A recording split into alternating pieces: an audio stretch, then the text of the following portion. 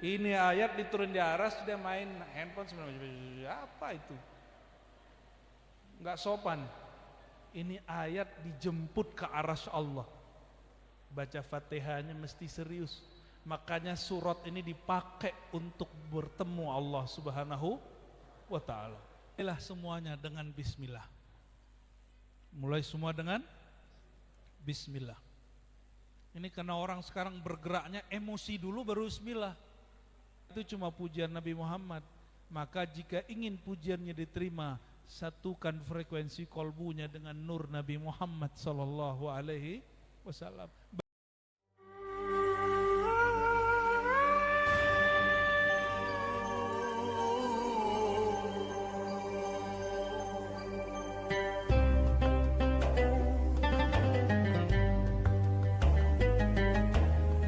Maka kita bersyukur. Inilah muqaddimah pertama saya. Mari bersyukur menjadi umat Nabi Muhammad sallallahu alaihi wasallam.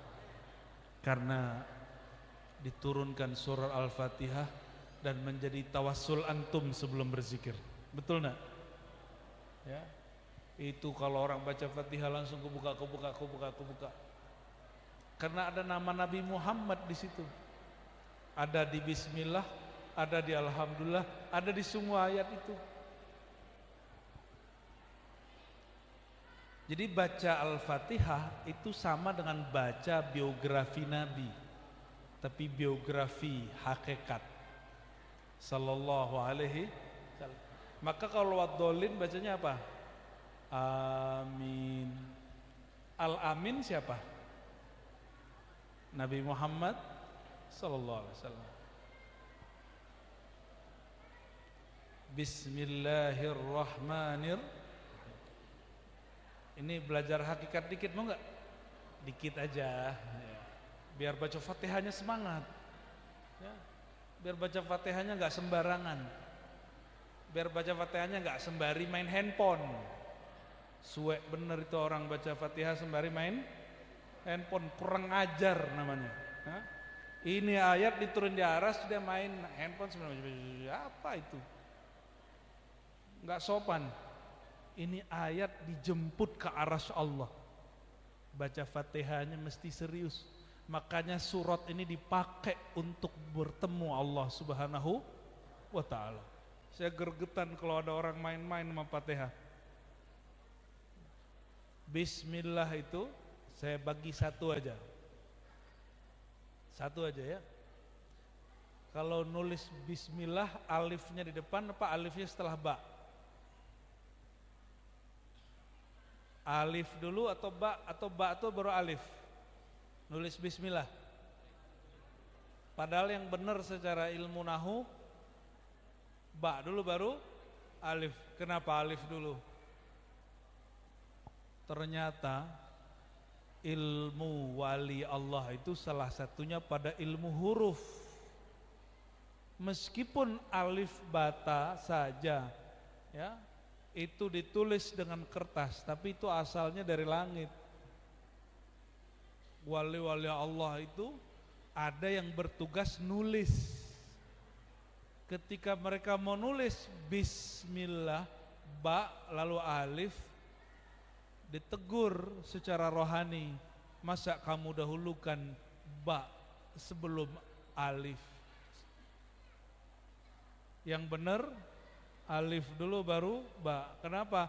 Alif itu alif al-ahad. Ahad, ahad itu Allah Subhanahu. Sedangkan ba itu ba'u Ahmad. Ba-nya Nabi Muhammad sallallahu alaihi wasallam. Maka titik di bawah ba disepakati oleh ahli ilmu huruf disebut al-haqiqah al-muhammadiyah. Hakikat Nabi Muhammad sallallahu alaihi wasallam. Paham? Maka dalam bismillah ada nama Nabi Muhammad sallallahu alaihi wasallam. Maka jangan sembarangan baca Al-Fatihah, pasang adabnya supaya diberkahi. Karena orang beradab lebih dicinta daripada yang tidak beradab. Insya Allah majelis Asy-Syifa tambah diberkahi. Amin. Kiainya mah oke, muridnya yang belum oke nih ya, kurang serius. Kok panjang dikit? Panjang nih. Masa malaikat lagi turun dia main handphone? Malaikat lagi turun dia main Instagram, main YouTube, main WA, ya salam. Ya, dicuekin malaikat rahmat. Dicuekin. Ya kecuali kolbu antum udah nyambung sama Allah. Kolbu udah nyambung sama Allah, terserah mau ngapain aja. Mau lagi ngapain juga boleh. Kalau hati kita belum terlatih, pakai adabnya. Ya.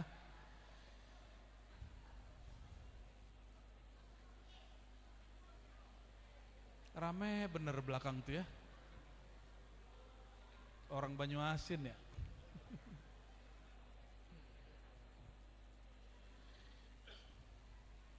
Apalagi nama Nabi Muhammad masih banyak.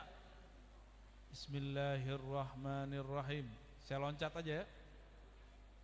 Di situ masih ada nama Nabi Muhammad tuh. Cuma saya nggak boleh sebut. Alhamdulillahirabbil. Kita ambil potong-potongan aja. Alhamdu. Pujian, betul. Adakah pujian tanpa ada yang memuji? Adakah orang berzikir suaranya kedengeran tapi orangnya nggak ada? Mungkin nggak? Mungkinkah ada pujian tapi tidak ada yang memuji? Mungkinkah sholat diterima tanpa ada yang sholat? Gimana? Adakah zakat tanpa ada orang berzakat? Maka kalau disebut alhamdu, padahal bisa pakai hamdan loh, hamdan lillah. Kenapa pakai alif lam? Alhamdulillahi rabbil alamin. Karena alhamdu itu salah satu sirnya Nabi Muhammad SAW yang bernama Muhammad, orang yang terpuji. Ahmad, orang yang paling banyak memuji. Maka alhamdu, pujian sang Muhammad sallallahu alaihi wasallam, yang diterima itu cuma pujian Nabi Muhammad. Maka jika ingin pujiannya diterima, satukan frekuensi kolbunya dengan nur Nabi Muhammad sallallahu alaihi wasallam, baru diterima alhamdunya. Apa itu sirnya alhamdu? Kata Nabi sallallahu alaihi wasallam, afdhalud du'a alhamdulillah. Doa paling tinggi bukan kamu mengatakan ya Allah beri aku ini, beri aku itu, beri aku, bukan. Doa tertinggi itu alhamdulillah. Engkau mengatakan, engkau bersyukur, memuji Allah Subhanahu wa taala. Saya mau tanya, hamba yang paling banyak memuji Nabi mana? Nabi siapa yang paling banyak memuji Allah? Nabi siapa? Benar, ada Nabi yang panjang umur loh, 950 tahun. Nabi Muhammad cuma 63 tahun. Gimana dong? Nabi Adam itu umurnya di atas 1000. Karena di sorga tuh lama. Sehari di sorga sama dengan 1000 di sini. Dan beliau itu sudah berhari-hari. Kira-kira berapa tuh umur Nabi Adam? Ayo, siapa yang lebih banyak muji, Nabi Muhammad atau Nabi Adam? Serius? Kenapa? Alasannya apa? Apa alasannya? Beliau kekasih. Loh, Nabi Adam juga kekasih Allah. Apa dong rahasianya? Wah, mendekati Pak, mendekati. Belum ada Nabi Adam, sudah ada Nabi Muhammad. Kuntu nabiyan, aku seorang nabi. Adam masih bau tanah. Sallallahu alaihi. Jadi siapa yang paling lama memuji Allah? Sallallahu alaihi wasallam. Baik Nabi Muhammad nurnya baik Muhammad jasadnya, baik Nabi Muhammad ruhnya, semuanya dia juga. Ya, sallallahu alaihi wasallam. Maka alhamdulillahi rabbil alamin. Pujian itu, nah, kalau orang ahli nahwu, alif lam itu menunjukkan ada yang punya itu. Ini tahmid pujian sudah dikenal dari siapa? Bagi ahli ma'rifat, alhamdu itu adalah alhamdunya sang Muhammad sallallahu alaihi wasallam. Itu sebabnya imam-imam ahli solawat menemukan rahasia-rahasia solawat. Mereka menyebutkan solawat ini lebih afdol dari 1000 solawat itu. Solawat yang ini sama dengan 2 kali baca dalail. Solawat ini, itu karena faktor itu mereka menemukan nurnya. Tapi kan itu bagi dia, belum tentu bagi kamu. Kalau si imam itu baca solawat Al-Fatih sama dengan 6000 kali solawat yang lain, itu kan bagi dia, karena rohani dia nyambung dengan sang Al-Fatih Nabi Muhammad SAW. Solawat kita gimana?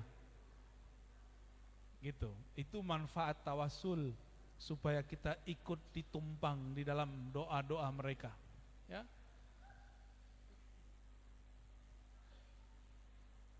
Nabi itu unik. Seakan-akan beliau menunjukkan butuh solawat, padahal beliau nggak perlu solawat. Apa kata beliau? Al-bakhil, yang bakhil itu disebut namaku, dia tidak solawat kepadaku. Ane mau tanya mantuk, Nabi butuh solawat kita nggak?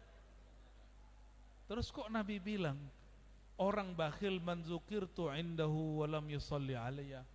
Orang bakhil itu yang disebut namaku tapi dia tidak solawat kepadaku.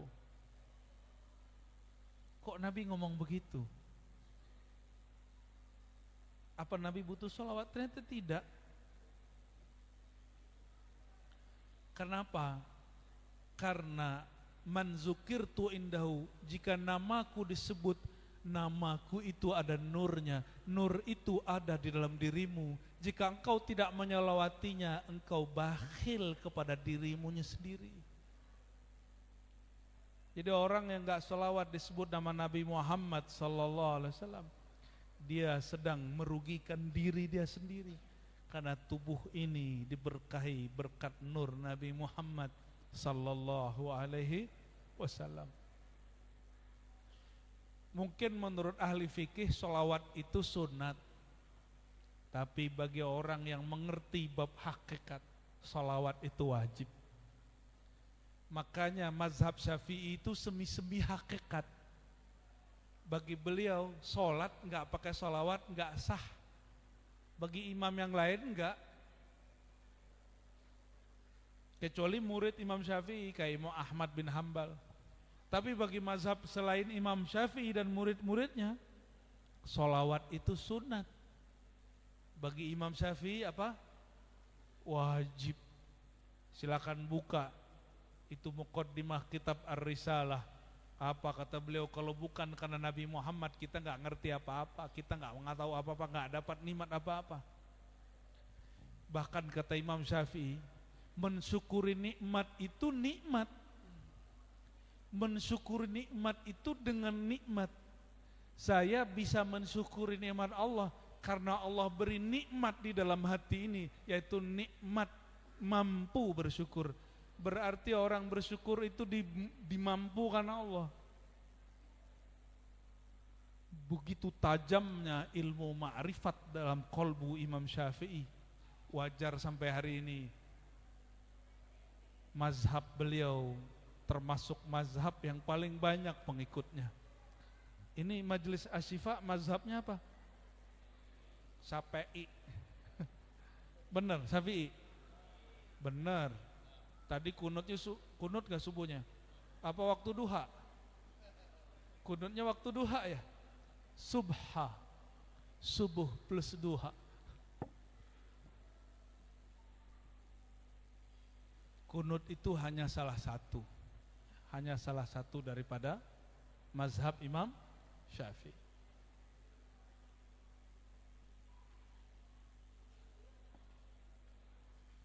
sini pakai sholawat apa, Ustadz? Pakai sholawat apa di sini? Sholawat yang sering dibaca, yang banyak diulang-ulang. Apa? Sholawat Burhan, sholawat Asy-Syifa, Tibbil Qulub, enggak lagi. Asy-Syifa ada sendiri. Ajib. Berarti sholawatnya banyak, diulang-ulang. Satu aja. Oh, penutup aja ya, biar sah gitu ya. Saya dulu pernah mampir di satu majelis di luar negeri sana, tempatnya kecil.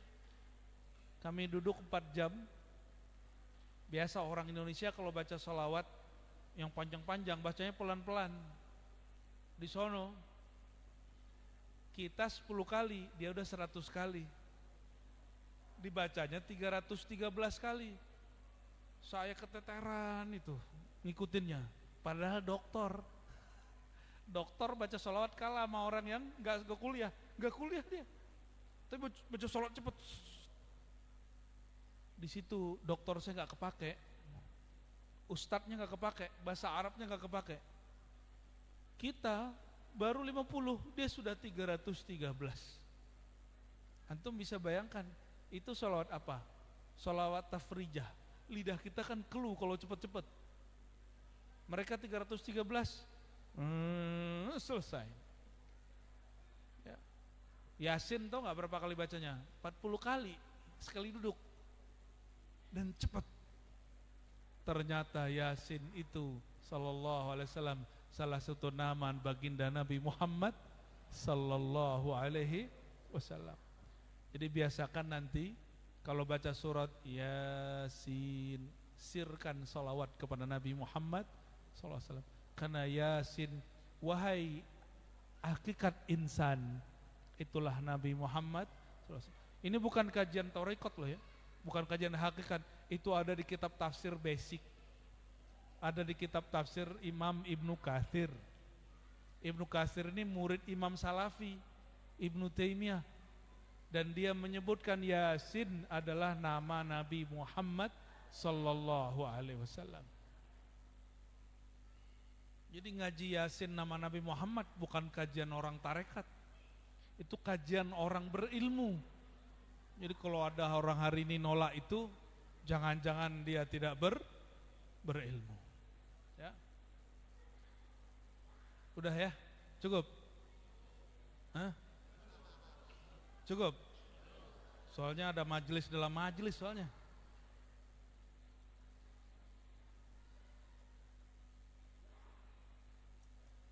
Tahu begitu mas saya nggak datang. Capek pak.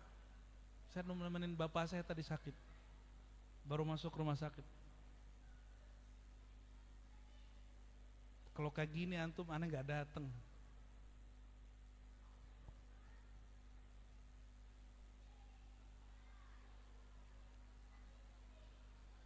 Oke, terakhir yang mau saya sampaikan. Allahumma sholli ala Sayyidina Muhammad wa ala Sayyidina.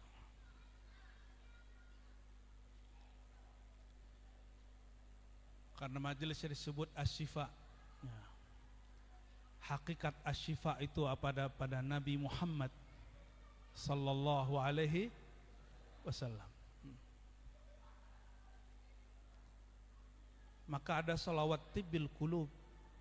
Salawat Tibbil Qulub itu menunjukkan apa? Bahwa sang syifa sejati, meskipun di Quran dikatakan wa nunazzilu minal Quran, kami turunkan Al-Quran itu sebagai syifa dan rahmat. Hakikat Quran itu ada di qalbu Nabi Muhammad sallallahu alaihi wasallam. Ini perhatikan, hakikat syifa, pengobatan rohani dan jasmani itu ada pada qalbu Nabi Muhammad SAW. Penyakit umat yang dulu nggak sembuh di zaman Nabi Nuh sembuh oleh Nabi Muhammad padahal umurnya pendek. Nabi Nuh 950 tahun nggak sembuh umatnya, sama Nabi Muhammad sembuh.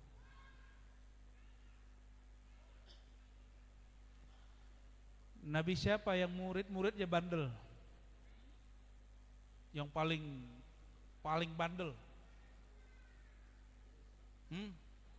Umat Nabi Musa. Nabi siapa? Umat Nabi? Itu sekarang keturunannya yang lagi perang itu. Wajar kan? Emang dari dulu-dulu mereka begitu. Ya. Tapi kita nggak boleh membenci satu ras karena ras dia. Karena Nabi Muhammad juga punya istri seorang Yahudi. Dan Nabi berperang dengan ayah dia. Karena ayah dia ya seperti karakter Yahudi kebanyakan. Suka melanggar janji, suka khianat. Maka berperanglah. Dan perperakan itu dahsyat. Salah satu perang terdahsyat yang Nabi lakukan itu perang melawan ya, ayahandanya Sofiyah, namanya Huyai bin Akhtab. Siapa namanya? Jangan dikira Huyai bin Akhtab itu orang biasa. Dia tuh ngeliat muka antum langsung tahu dalam-dalamnya siapa. Mimpinya tadi apa dia ngerti itu. Bisa nafsirin mimpi dia itu. Huyai bin Akhtab. Sayang gengsinya nggak mau terima nubuat Nabi Muhammad sallallahu alaihi wasallam. Tapi bagaimanapun juga dia dapat berkah, putrinya menjadi istri Nabi Muhammad sallallahu alaihi wasallam. Jangan tanya, perempuan Yahudi itu cantik. Itu Huyai bin Akhtab jatuh, semua Yahudi kalah, tawanan-tawanan yang cantik-cantik itu diperebutkan oleh panglima perang. Panglima terdepan langsung ngambil, saya mau Sofia. Udah diambil, udah mau dinikahin. Apa kata orang-orang? Panglima, anaknya raja hanya untuk sang raja. Walaupun Nabi Muhammad bukan raja, tapi beliau lebih tinggi dari semua raja. Maka sang panglima tahu diri, oh ya, aku bukan sang raja. Maka diserahinlah Sofia yang sangat cantik, padahal janda loh itu. Ternyata kecantikan tuh gak ada urusannya sama janda ya. Mau gadis mau janda. Tapi yang mahal dari Sofia itu bukan janda dan gadisnya. Yang mahal itu nasab dia. Nasab dia. Nanti nyambung kepada Nabi Yakub, nyambung kepada Nabi Ishak, nyambung kepada Nabi Ibrahim alaihimussalatu wassalam. Maka Nabi menikahi. Bukti Nabi SAW tidak menjadikan tawanan perang jadi budak, tapi malah dia angkat harkatnya menjadi istri. Hebatnya Rasulullah. Budak dijadiin istri. Kalau sampean ya, istri jadi budak. Istri jadi budak. Itu bukan umat Nabi Muhammad SAW. Kalau Nabi Muhammad, budak jadi istri, naik derajat. Itu baru Nabi Muhammad. Dan umat Nabi Muhammad SAW mesti juga begitu. Bukan memperbudak istri ya, ini bukan buat nyenengin ibu-ibu, bukan. Emang hakikatnya begitu. Sallallahu alaihi wasallam ya.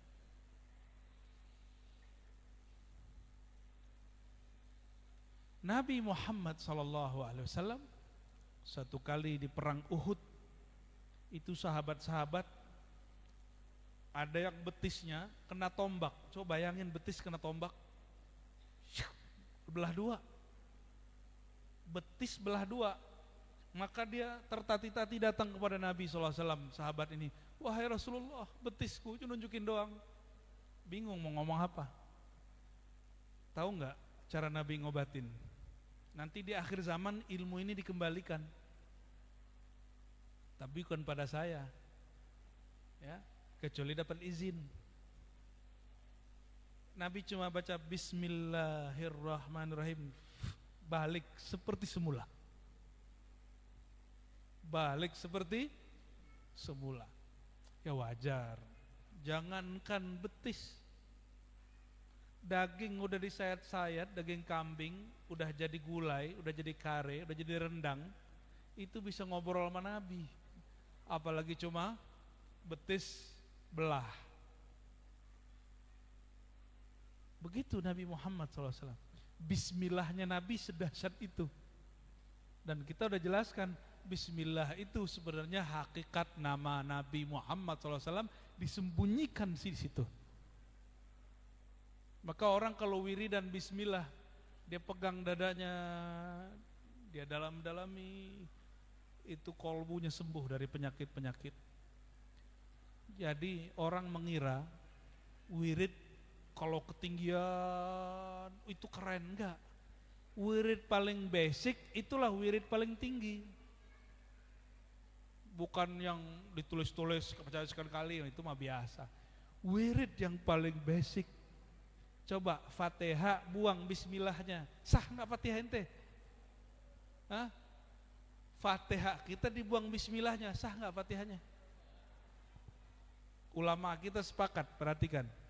Semua yang di Quran terkumpul maknanya dalam surat Al-Fatihah. Semua yang ada di Al-Fatihah terkumpul dalam Bismillah. Semua yang dalam Bismillah terkumpul pada ba. Semua yang dari ba itu ada pada titik di bawahnya. Dan titik di bawah itu disebut dengan sir Nabi Muhammad SAW. Maksudnya apa? Semua Quran itu ada di kolbu Nabi Muhammad SAW. Beliau keluarin dikit jadi obat.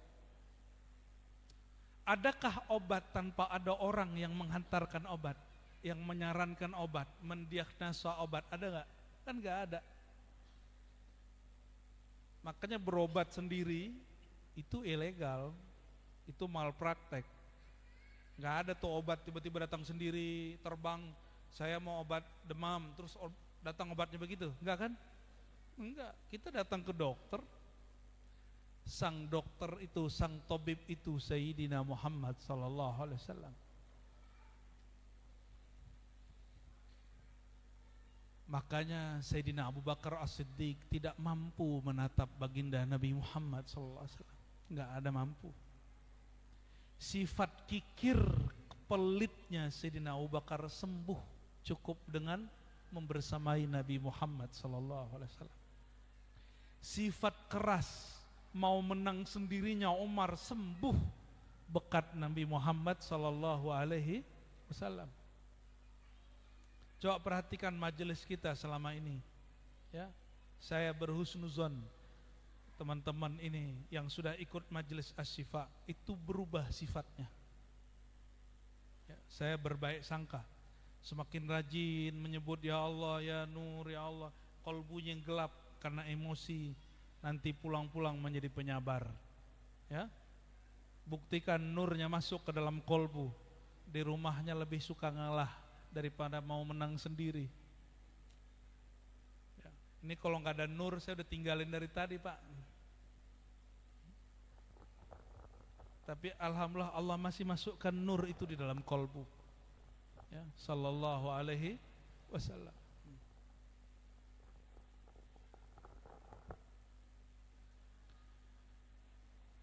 Nabi Muhammad SAW,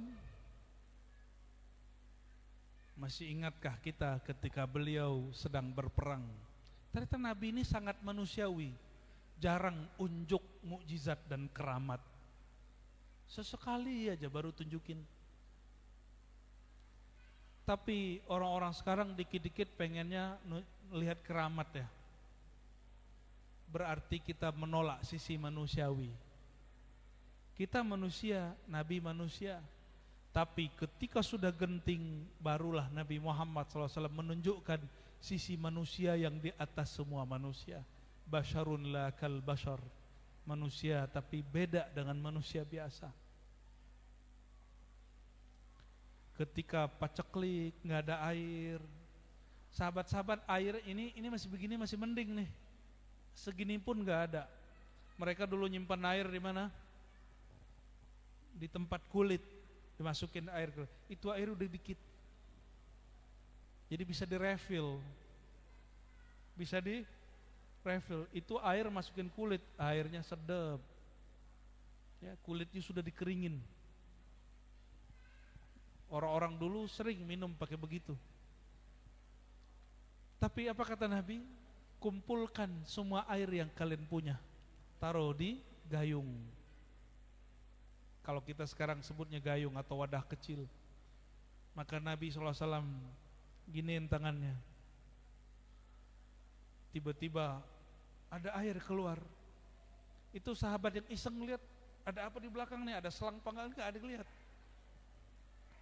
Bayangkan di tubuh Nabi tidak ada PDAM, ya, nggak ada perusahaan air minum, itu bisa keluar, Pak. Ini berapa rongganya? 1, 2, coba tangannya, coba lobangnya, rongganya berapa? Tuh 2, kok 5? Jarinya 6 Pak. Jarinya berapa? Oh, rongganya berapa? 4. Bukan 5, rongganya 5 apa 4? Ente ntar ketemu orang bunian nanti nih. 5 apa 4?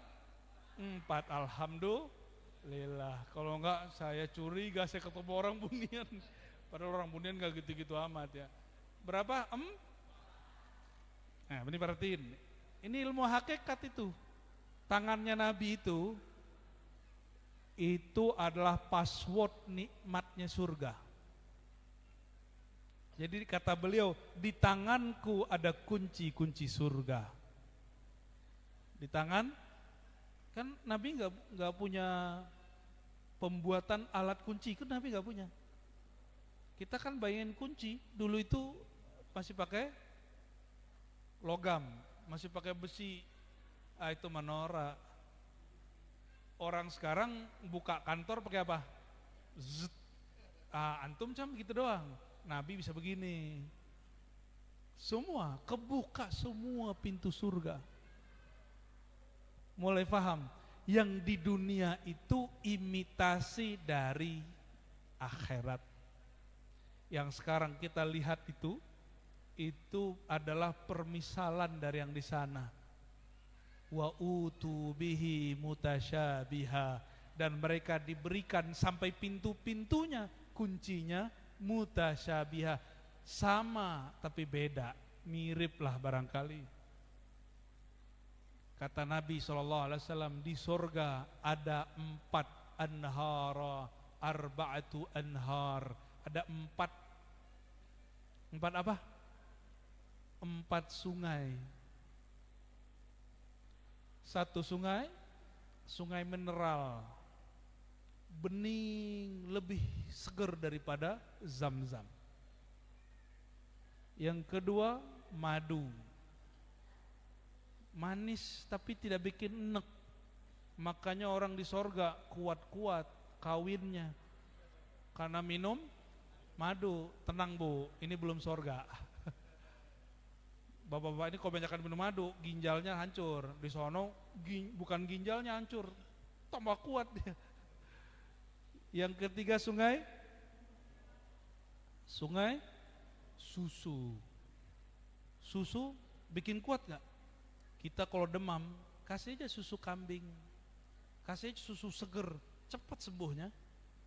Karena badannya akan melawan penyakitnya lebih kuat. Kasih obat, kasih susu, cepat sembuhnya Pak. Apapun penyakitnya, kecuali penyakit yang bertentangan dengan susu. Ya, dokter lebih tahu lah. Yang keempat sungai apa? Sungai Khamar. Nah, kalau di bandara-bandara itu kan, saya kalau lewat bandara itu ngelihat air-air haram itu. Bener loh Pak, haram. Haram gak Khamar? Air-air haram itu dijual di kaca-kaca yang indah. Botol-botolnya seksi-seksi tuh. Wew. Kenapa air-air haram itu dibungkus dengan cara yang indah, mahal loh itu. Itu air busuk semua itu. Tapi bisa mahal. Kok bisa? Kita kadang-kadang tertarik juga mau ngeliat, kepala ngeliat gitu.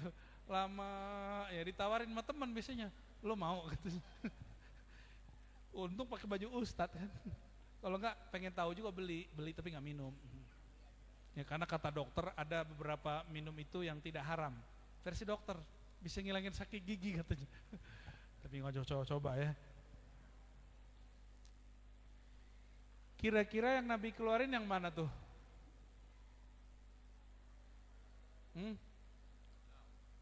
Air mineral. Itulah air paling mulia di alam semesta. Air yang keluar dari tangan Nabi Muhammad SAW.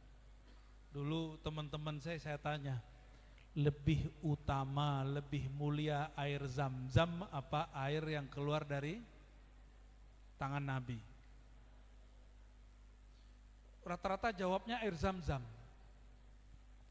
Saya tanya balik, lebih mulia Ka'bah, Zam-Zam atau Nabi Muhammad SAW?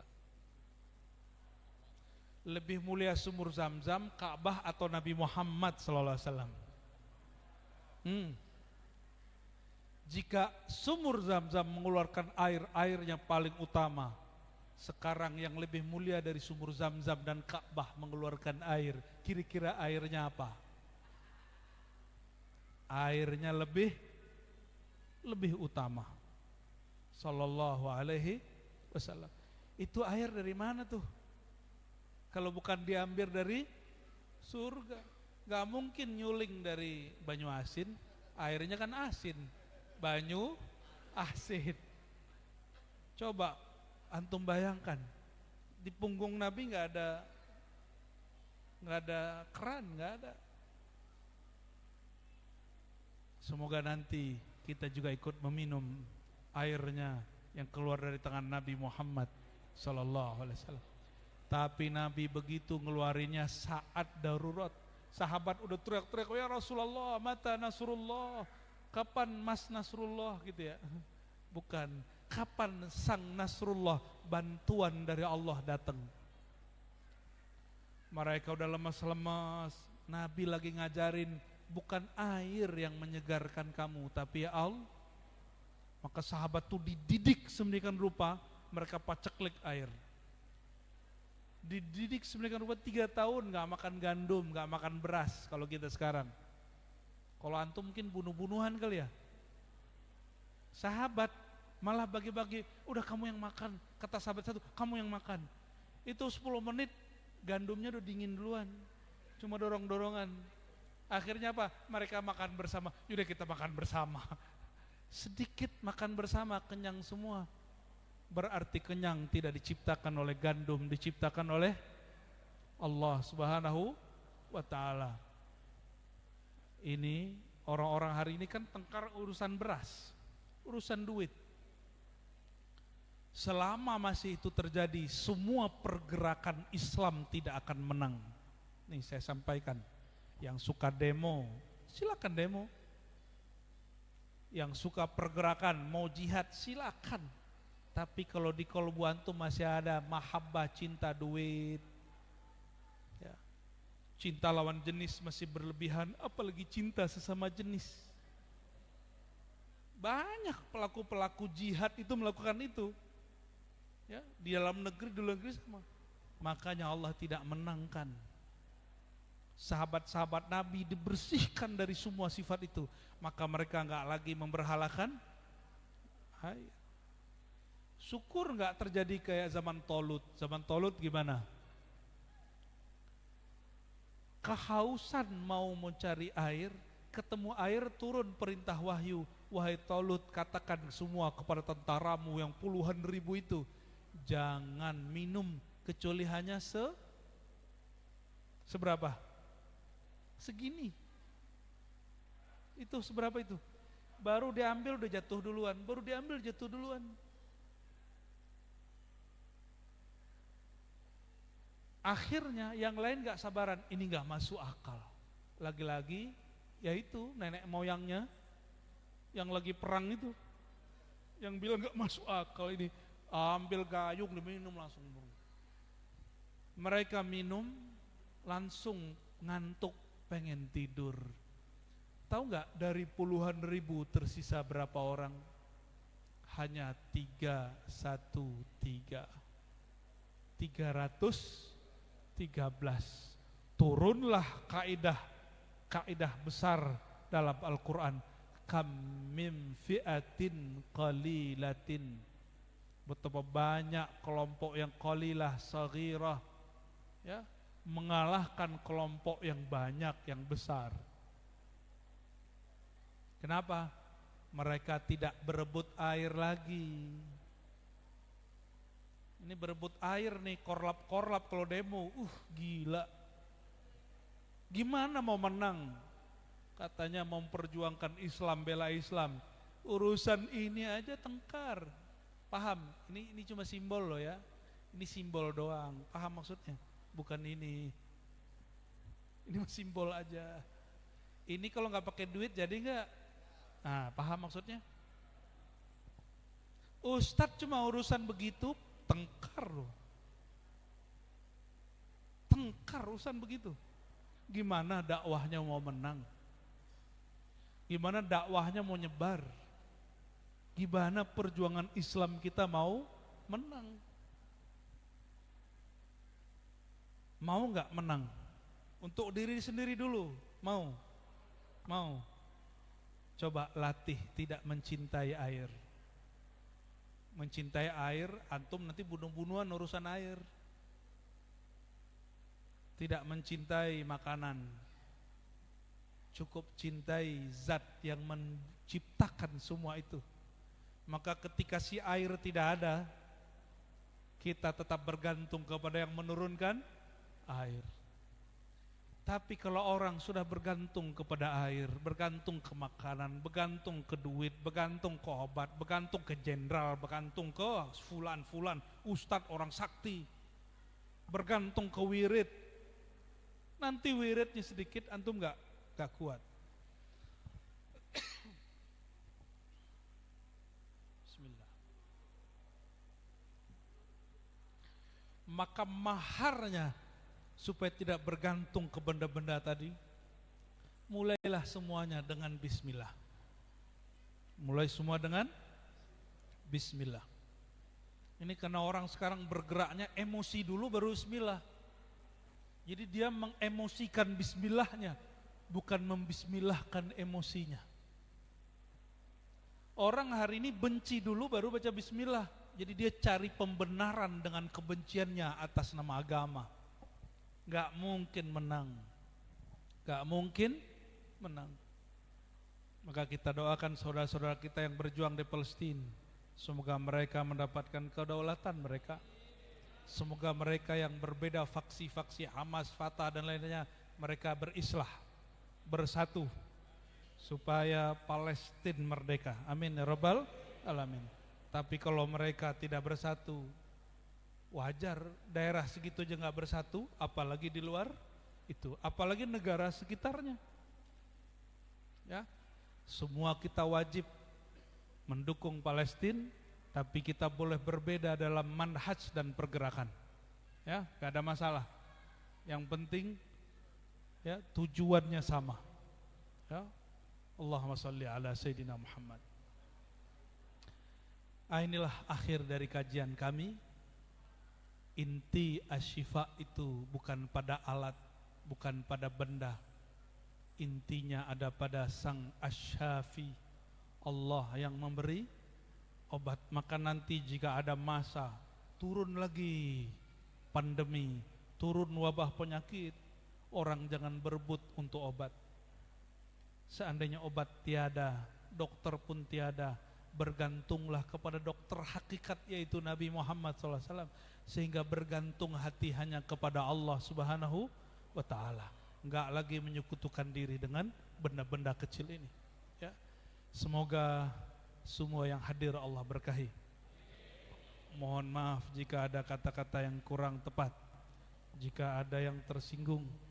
Semoga batin saya, batin antum semua diterangi dengan nur Allah Subhanahu wa ta'ala. Ala hazinniya wa likulli niyatin salihah wa li nuri sayyidina Muhammad sallallahu alaihi wasallam. Al-Fatihah. Ya nusin siratal ladzina an'amta 'alaihim ghairil maghdubi 'alaihim waladdallin. Amin. Wassallallahu ala sayyidina Muhammad walhamdulillahirabbil alamin. Mohon maaf kepada para asatidz dan semuanya. Mungkin saya tidak dapat salaman semua karena masih lelah ya. Assalamualaikum warahmatullahi wabarakatuh.